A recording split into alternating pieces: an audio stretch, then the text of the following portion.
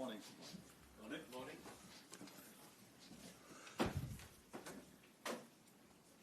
Ready? Could have been a trophy better, but... Arne, I asked you about centre-halves last week, and it seems that you might be able to bring two in. First of all, Giovanni Leoni, what can you tell us? That the clubs have agreed a deal, but he hasn't signed for us yet. So the moment when he signs for us, I can go into more detail. And the other one is, of course, the answer you always get from me. Are you able to talk about that a little bit more broadly, though, and say what expectation you have of possibly getting hold of Marc Guéhi? No. No, because he's not our player. And unfortunately, he was the captain of the team where we lost against last Sunday. So, no, if you want to have any talks about him, you should go to Palace, to Glasgow, and ask him his opinion about him. Well, obviously the focus is on the start of your title defence now. So how ready do you feel you and the squad are now going into the start of the season? As ready as we can be. So I think I've emphasised last week on the fact that we've lost 3 or 4 starters, and unfortunately Ryan Gravenberg was not able to play last week and is not able to play this week. So that means that if you exclude the goalkeeper from the 10 outfield positions, 5 were different than the main starters we had last season. And if you then look the quality we bring on the ball, I'm very happy with that. Without the ball, it's 8 out of 10 times, also very good. But the aim at this club is not 8 out of 10 times, it's 10 out of 10 times. And that is the fine-tuning we still need to find defensively. And that went in pre-season one time better than the other one. Up against Bilbao, I was really pleased with our defensive performance, because we didn't give away any chance at all, I think, out of open play. But we did concede 2 set pieces. Against Palace, we conceded the main chances we conceded were when we lost the ball ourselves. So it's been ups and downs, where the downs were not so low, but I think there is the main part for us still to improve, which is normal.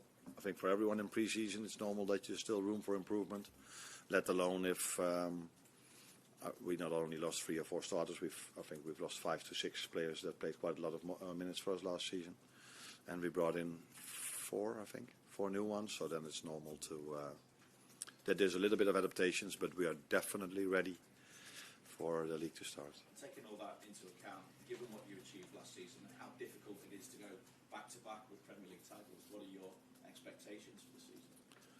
Yeah, but the reason why that is so difficult lays mainly in the fact that there are so many competitors that can also win the league over here. So to win it once is already very special, let alone if you can win it twice in 3, 4, 5 years, or as we did twice in 5 years, and City did even better than us in the last few years. So that's unbelievable if you're able to do this in this league. And probably this year it's going to be harder than every year before, because every team brings in new players, but our main competitors definitely did as well. Arne, in that regard, obviously this time last year you had a huge challenge ahead of you with coming to a new league, starting at a new club, replacing Jurgen Klopp, everything that went with it. Is this season in your mind, even personally for you, an even bigger challenge than this time last year? No, you forget to mention that you take over a team and you only have 2 weeks to prepare, because there was a Euros and a Copa America. I think every season has its own challenges. So last season it were the challenges you were just talking about. This season the challenge is that we've lost many starters, and we we've brought in very good and talented players again as well.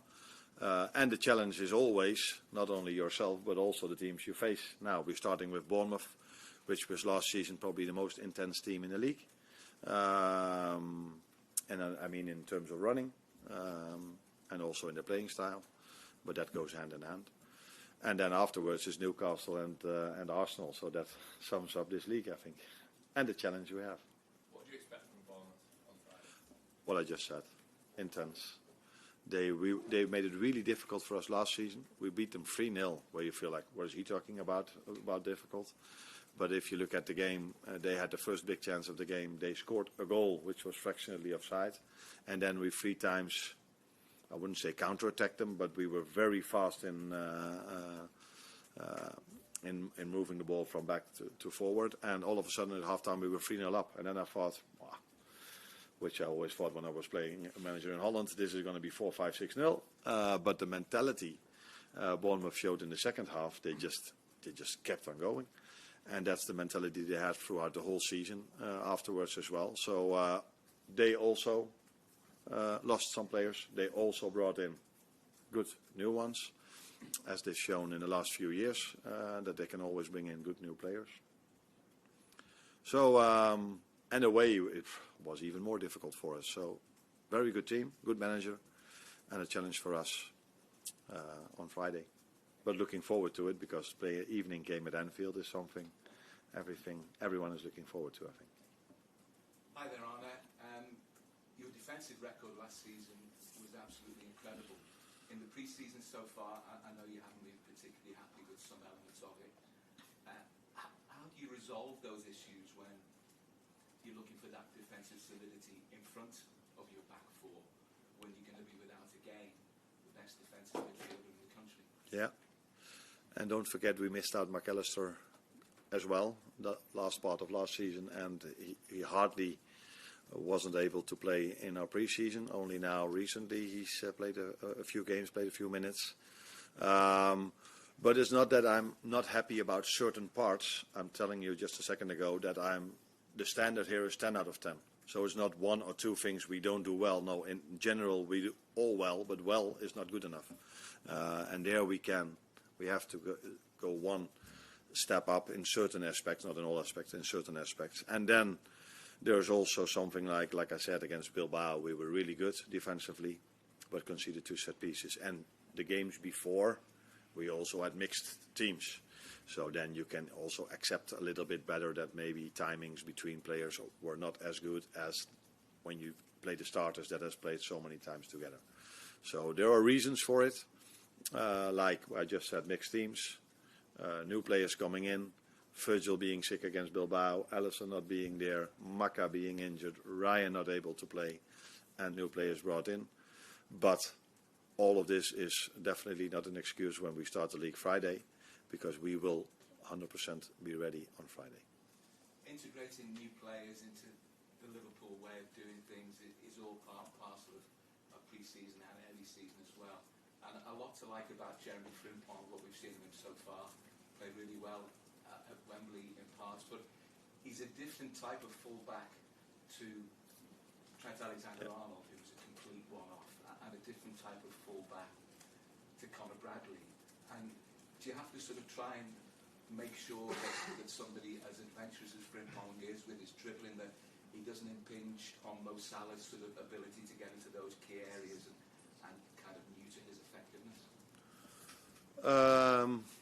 In my opinion, Jeremy and Conor Bradley are similar types, by the way, although Jeremy is maybe better in the 1v1s than Conor is. But I think Jeremy and Conor can both attribute to Mo's outputs, because if you play against these two, you know you have to be aware of these two as well.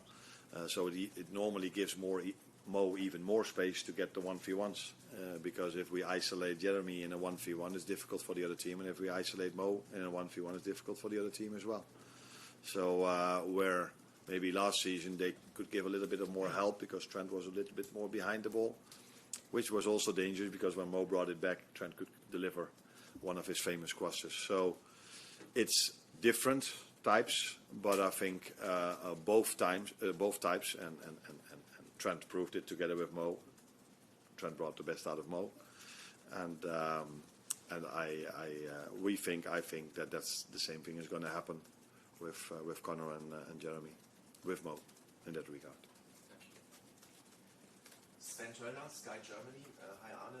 Talking about Florian, still a young guy, first time away from home, one of the biggest clubs in the world, that enormous transfer fee on his back.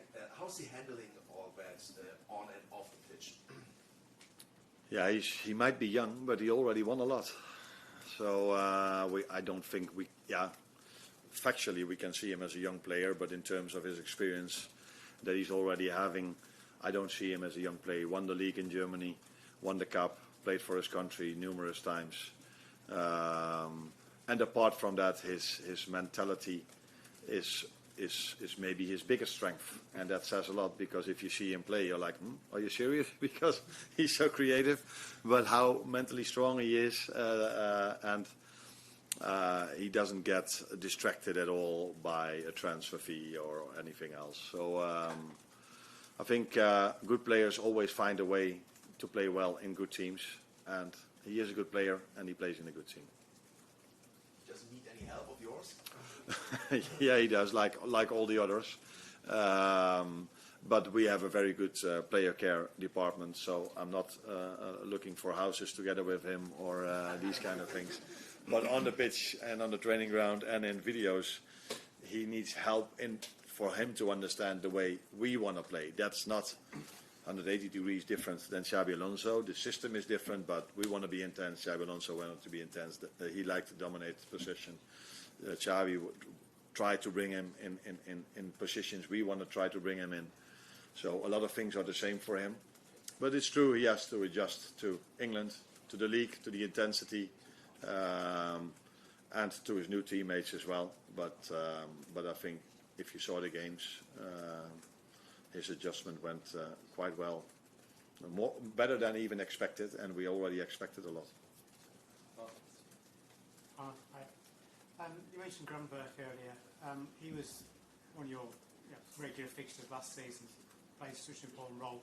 You didn't have him last week, you've not got him this week, and you just have a certain set of skills that maybe other players in the team don't have. So how do you think you missed him last week in defensive parts of the game, and how do you sort of compensate for that with not being here this week as well?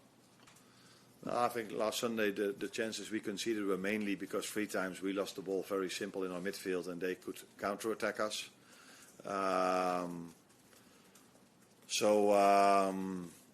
Yeah, you could say Ryan is always taking really good care of the ball over there, but players, Ryan or anyone else in our team, can lose the ball. So in that sense, I'm not sure how much we missed him last Sunday, but it's clear that Ryan has had a big impact on us last season. And it's quite... Now, it's not funny, but I can find another word, that probably everybody's forgotten how he got his suspension. He got 2 yellow cards, the first one for a dive. Now, there's one team in the league that is, in my opinion, by far the most honest team when they play. I sometimes blame them that they never try to make from a foul a little bit more, like Cody in the 2-2 we conceded against Palace. He got a push in his back, but he was far too clean. So if there's any one team in the league that is very clean and never dives and never time delays and all these kind of things, then it's us. And we have a suspension now for a player diving where he got his first yellow card for. But yeah, I've said many times that probably the midfield might even be our strongest line when it comes to the bodies we have. Unfortunately, Maka had a bit of a different pre-season than we would like him to have, but he's back fit now. So I still have a choice to make in midfield, even if Ryan is not there. On that point then, do you think your team needs to be a bit more streetwise, especially this season as defending champions, in terms of how you approach the game? You say they're too honest, but do they need to sort of be a bit more streetwise? No, I think, maybe for me to use the right words in English, you can never be too honest, but it's clear that I saw this week Fenerbahce Feyenoord, and I saw a lot of moments where players were really smart and these kind of things. Should we use them, yes or no? I'm not too sure. For me, the best game last season that I've been part of was Paris Saint-Germain against us, especially our home game. I like that a little bit more than the away game, by the way. But that was also so high intensity because both teams were just there to play and not to try to pretend as if a fall was more or time delaying or whatever. So I'm also proud of the fact of who we are, and we won the league last season by the team we were. So let us just stay who we are.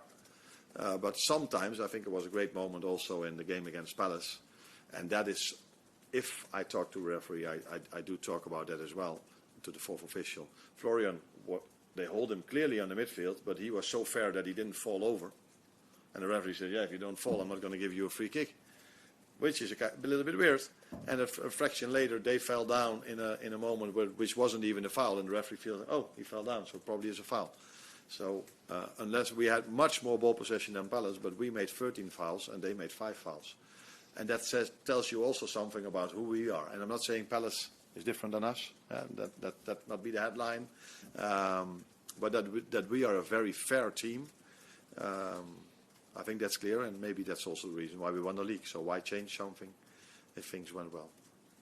Last one on that, please. Hi, Arne. You've spoken about the midfield and the changes there over the pre-season without McAllister and obviously Florian coming in. That's seen Dom Soboslai come a little bit deeper. We saw a little bit of that towards the end of last season at Brighton. How do you feel like he's adapted to this role? What things do you like? What things do you think he still needs to work on? I think he can play both roles really good, and he has his quality in both roles and thinks he can improve in both roles. So I think what stands out with Dominic is the way he can press. So I don't think there are many midfielders in the world that you can find that are better in the intensity he can press with. But if he's at 10, I think the improvement he can make is playing in between the lines, finding the balls over there and getting not the end product in goals, but more the through balls. And if he's playing behind the ball, I think that's not new for him, but he hasn't played there a lot last season. So sometimes, yeah, you need to adjust to your teammates and in your positioning. But I think he's had a really good pre-season. He didn't play his best game against Palace, but for the rest, he had a very good pre-season. I imagine he must be one of the players in the squad most pleased to see Joe Gomez come back as well, because it means he's less likely to be a backup right back for this next game. Is Joe ready to be in the squad for Friday? I don't think if one has to do with the other. I'm not sure about that. But Joe, I have to make a decision on that. I think he only trained twice now, missed quite a lot in pre-season. But if you looked at our bench against Palace, I think there were 3 players that were 18 years old or younger. If Ben Doak is Ben Doak or is Ben 19 already? 19, okay, so 19, 20 years or younger. So there is a possibility that Joe might be on the bench, but I have to look at the numbers and who we're going to take. You're welcome.